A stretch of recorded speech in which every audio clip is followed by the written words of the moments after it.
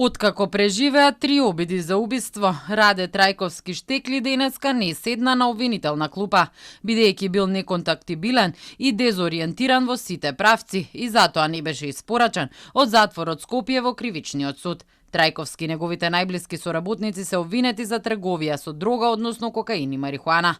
Во затворот во Шуто Оризари се пожалил на здравствени проблеми, пошто била повикана брза помош и му бил изготвен ургентен специјалистички упат за неврологија. Сличен напад имал и во текот на вчерашниот ден.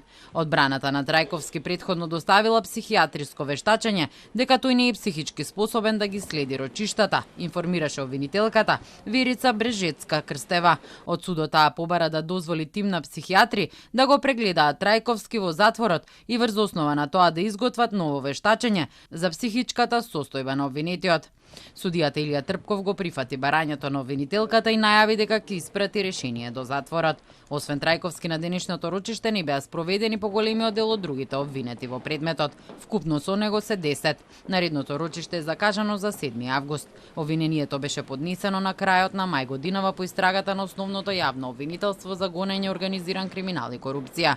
7 припадници на групата на Штекли претходно се спогодија со обвинителството и добија затворски казни од 3 до 5 години. Станува збор за продавачите на дрогата. Тие дрога продавали на интернет, но најчесто во кафуле во аеродром, без за тоа да знае собственикот.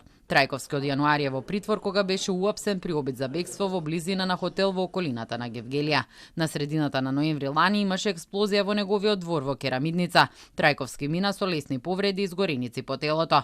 Претходните 2 обиди за негова ликвидација се случија во трговскиот центар Изгейт, еднаш во гаражата од возило во движење, а втор пат на ескалатор, кога тој мина со полесни повреди. Во судското досие има 2 присуди: 6-месечна затворска казна за тешки телесни повреди и насилство, а втората присуда за истото дело, кога му била изречена 2-годишна затворска казна.